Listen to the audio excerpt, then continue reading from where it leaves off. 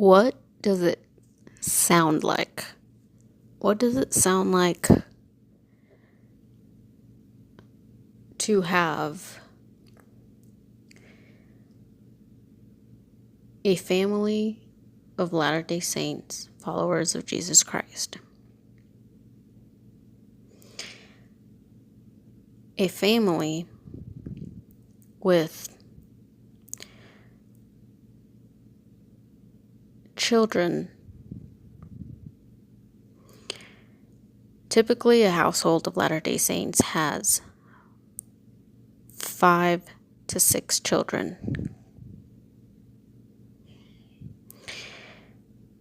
And every sibling, there is a separation between 1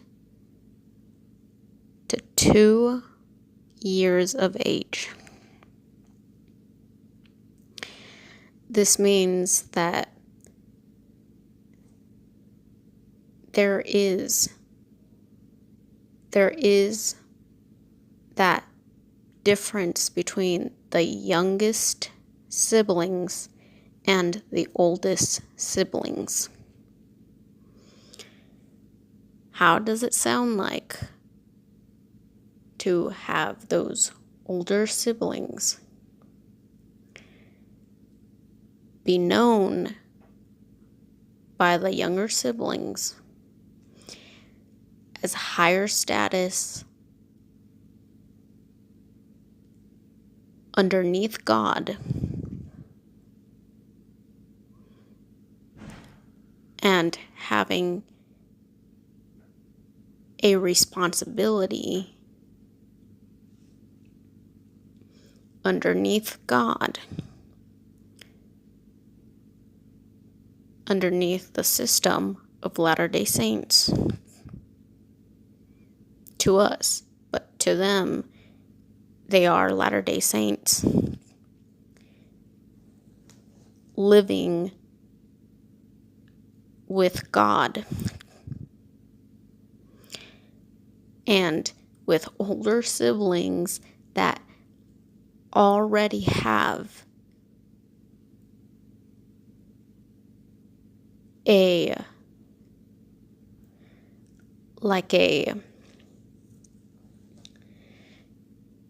specific,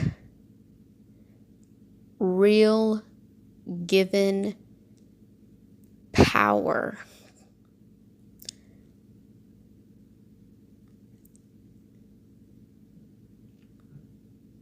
to these children.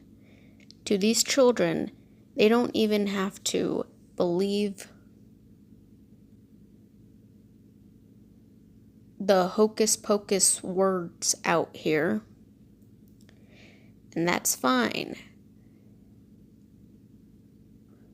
To these children, how does it sound like to know that these children believe that their siblings have had years upon years having conversation directly from God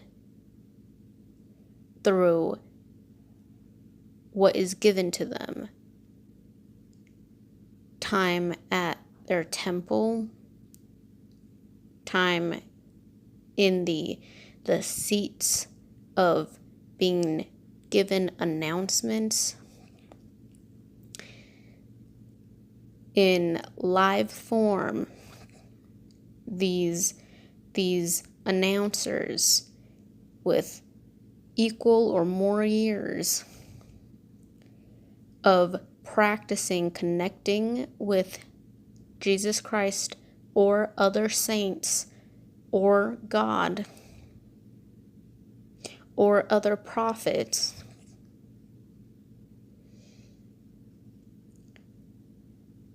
so that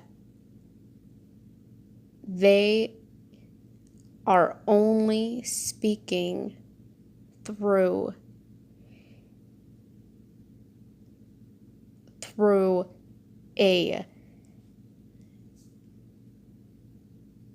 through a like a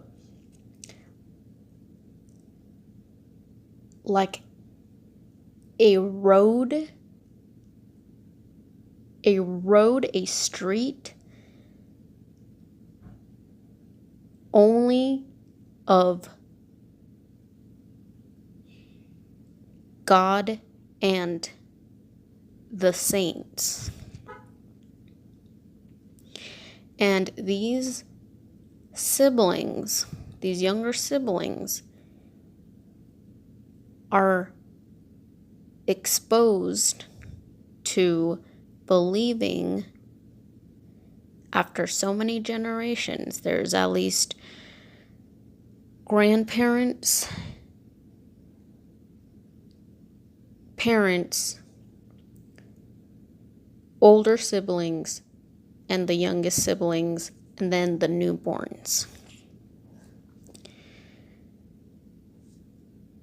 And to have the youngest siblings now becoming aware, being a little more into their next step in maturity, and maturing into believing that their older siblings have been having contact with these saints or messengers. I don't know if they call them angels, but these messengers. Because it's been explained to me the times I've been friends with the Latter-day Saints during public school that it's either messenger or two specific angels that are messengers. So I think that's more the Christian take, calling them angels versus the messengers underneath Latter-day Saints. And the way that I was explained was that my diary was different from their diary.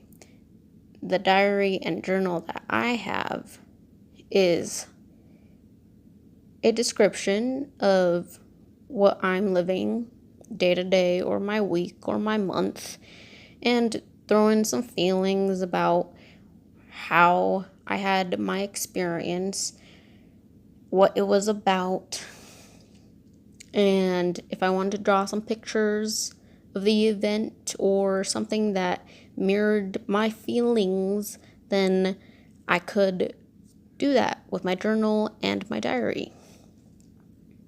And, well, I say this a little taken aback, right? Growing up Catholic, and then, like being like, my time with Jesus isn't enough.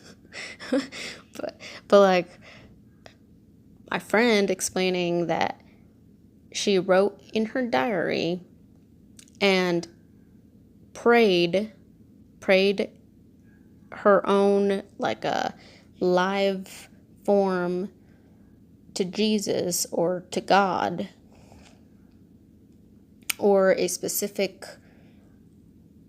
saint, line of saint, and then waited to hear back from the messenger so that it could enter her mind, where she's like, oh, this isn't me, this is from the messenger.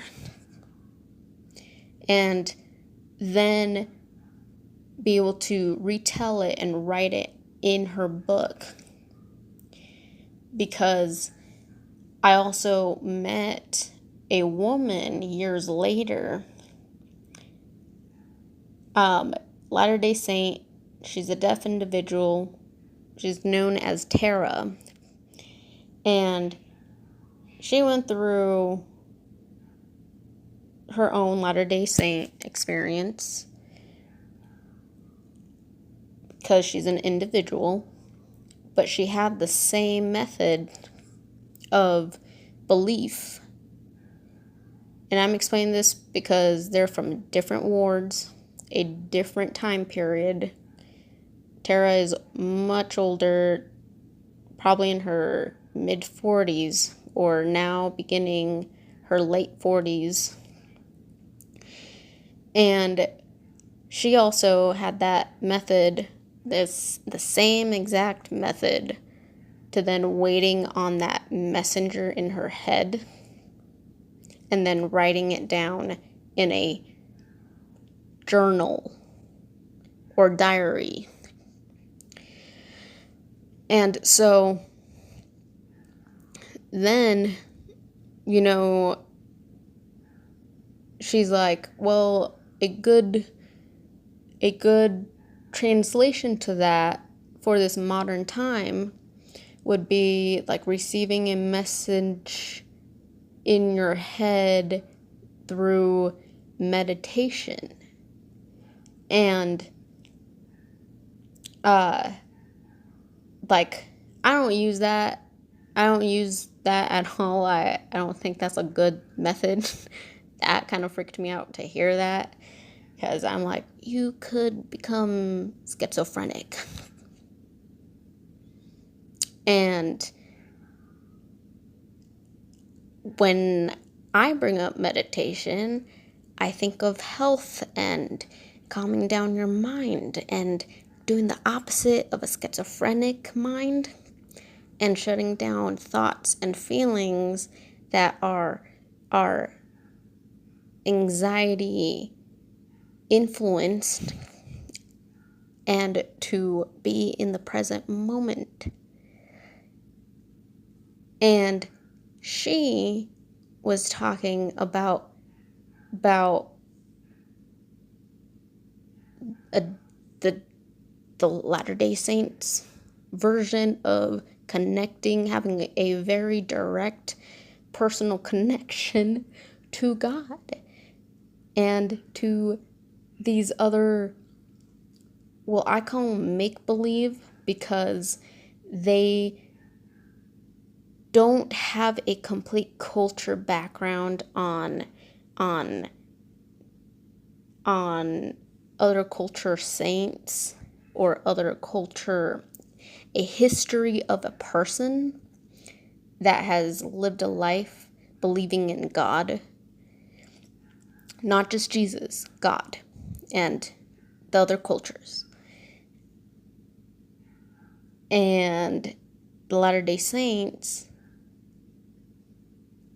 they kind of have to approve certain things about behaviors or moments in someone's life believing in God. And then to me, that's making up, creating a saint.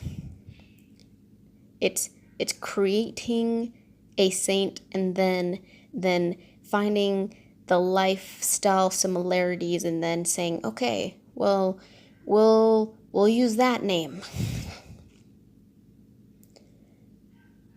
And because we are given the stones to believe that what we know are the real truths, are the real answers, the real history, then we truly are given the real name and the real saint.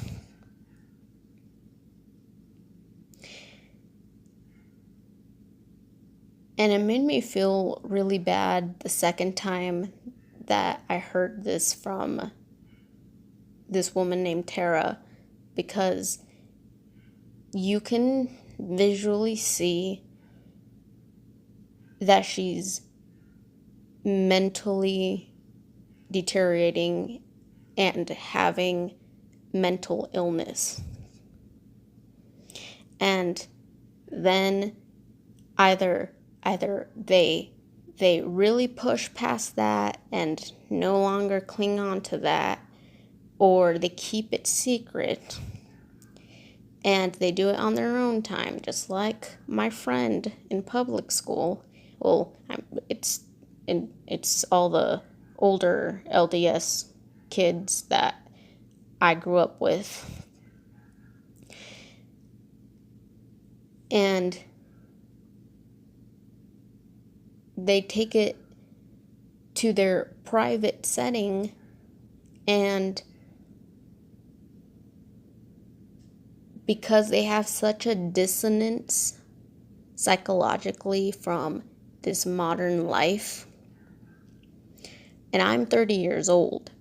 At that time, meeting Tara, I was 23.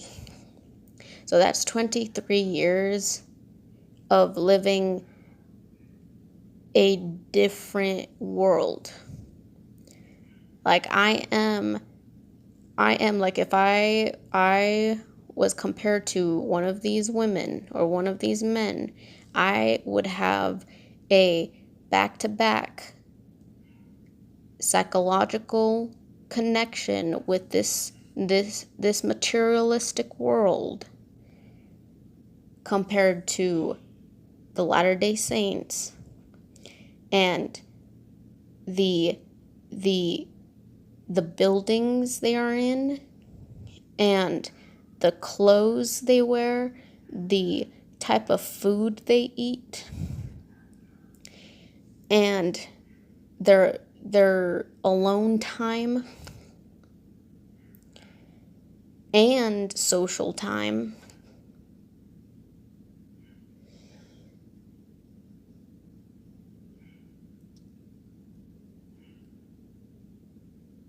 And I just, like, I believe that they truly believe that they are connecting themselves to God for answers. And this filtration to reach God, I mean, to me, the only connection to God is that they believe in God. So to me, it's them holding on to this made-up story with incorrect things that even in this modern time in 2026, that they are bringing in these theories from different cultures. It's a filtration to match their cognitive psychological thinking, so to fit in the blanks so that they don't completely go crazy with their level of belief that someone in their church has been given the message that they need to understand the other cultures outside of their Latter-day Saint community. And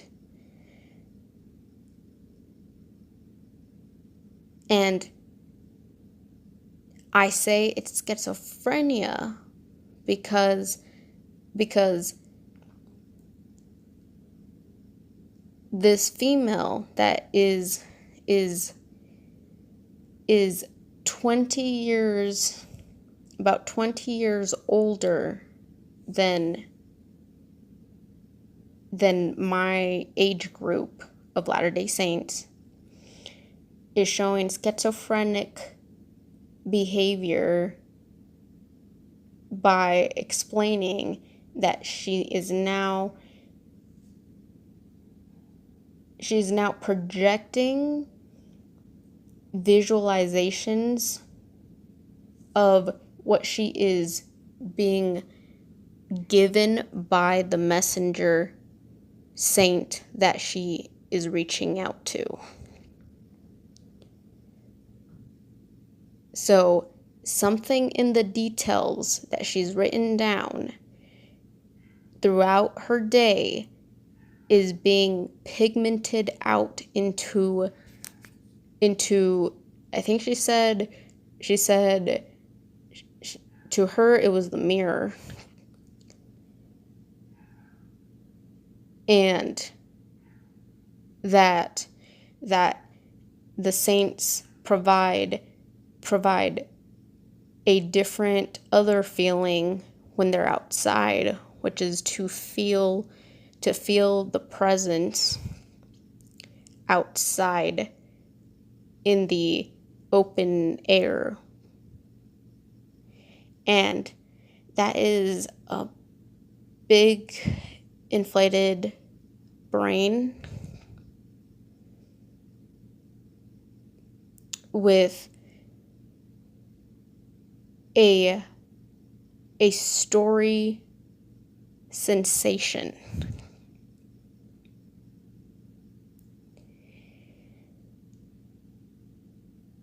So that time was a little difficult to think about afterwards, with what this completely dedicated Latter-day Saint female woman was explaining this process. And that makes me think, if these kids now are at that next level of heightened status and responsibility because they are more caught up with being closer to God now than in the beginning of their community, because they were just handed the stones back then, and everything was given to them through those stones, but then they got lost. They lost the stonework, and they had to rebuild. And now they are closer to having almost a complete set of this new knowledge, to be the closest to that stonework.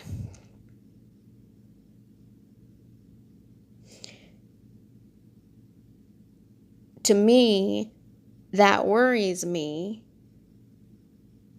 I don't like the Latter-day Saints. I don't like the Latter-day Saints of Jesus Christ. As a human to human, it worries me. It saddens me. It worries me. And I'm not some cold person because I'm holding a higher standard to the level of knock it off, stop being a Latter-day Saint, followers of Jesus Christ, or some other saint to replace Jesus Christ in order to save yourselves.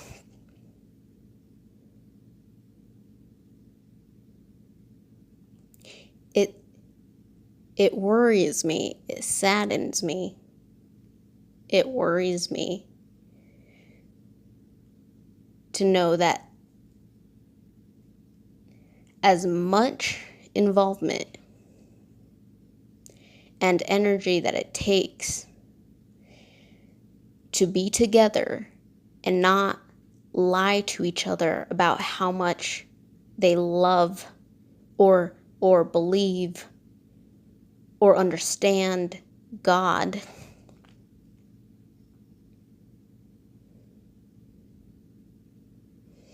that especially in the 30 years, it's still a major inflation of ego. And they're going to head towards, in another 20 years, to that state of schizophrenic behavior that also exhibits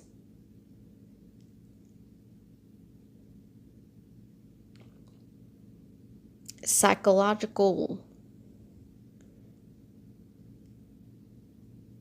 examples, let's call them examples of forms of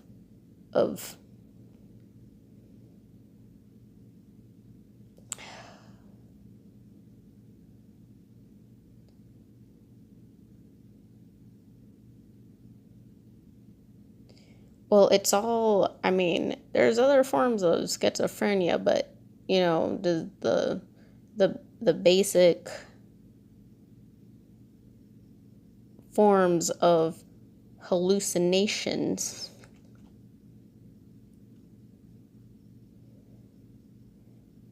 in this modern time, amped up by body sensations because of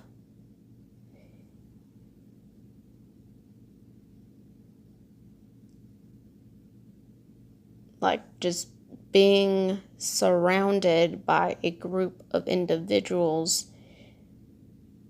that are blocking out the world and choosing what they need for their own set of group people. And that level, that feeling of being outnumbered compared to the rest of the world creates that sense of biological changes that create those reactions with your psychology, your brain, believing that it's in its own house, its own little world. And they're going to start, like this other woman, this older woman, experiencing these things not just in their own temple or home or ward, but outside. Anywhere where they may start believing that these messengers are trying to reach them if they're not being reached through their journals or through these feelings, and that these messengers are trying to reach them at any time possible.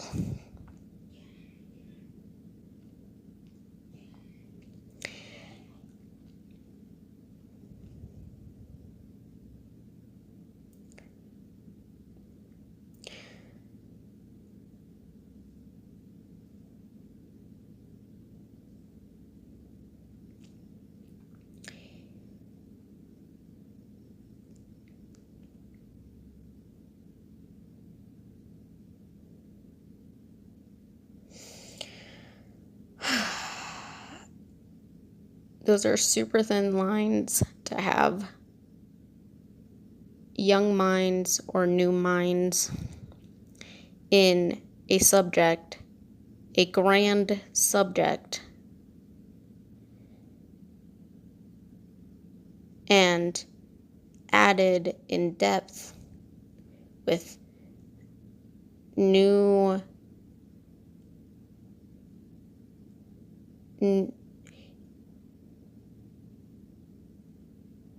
like adding trilogies or additions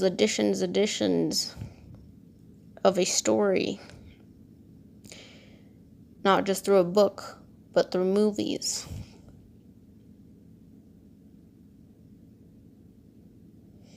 And then providing critical thinking strategies and providing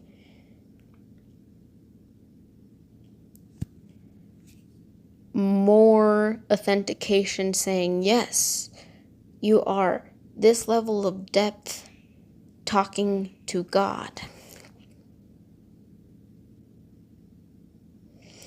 And then for these older siblings to then be announced to the ward, to their families, and now their younger siblings are out there believing that their older siblings are constantly talking to God and receiving messages from God through the saints, the messengers.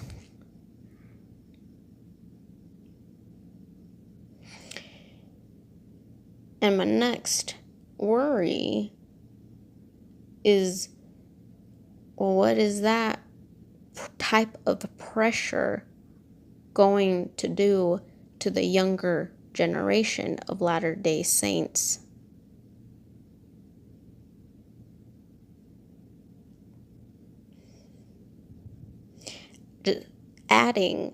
Adding followers of Jesus Christ only provides a description of the type of feelings that those children might be experiencing. But it's a different Jesus Christ, so that's only a blueprint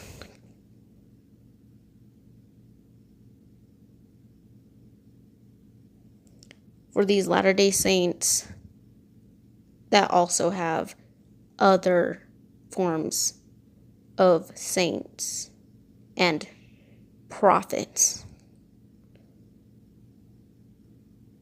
to reach God.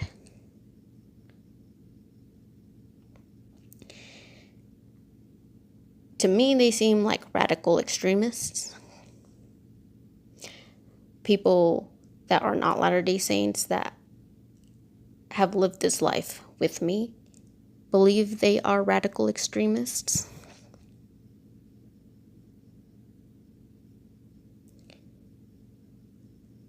It's a health concern, not only to the Latter-day Saints, but anybody that has experiences living, being around, connecting, or the attempt, and then there's a left form of scarring because of the attempt to be a progressive human being in the United States of America, and extending that to a Latter-day Saint.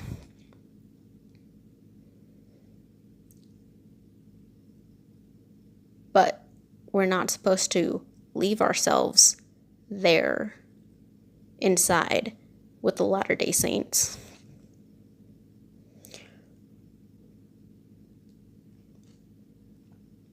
Or dislike everything about it, come out of it, and then believe that it's not a hazard to the average normal human life. Anyone, not just the United States of America.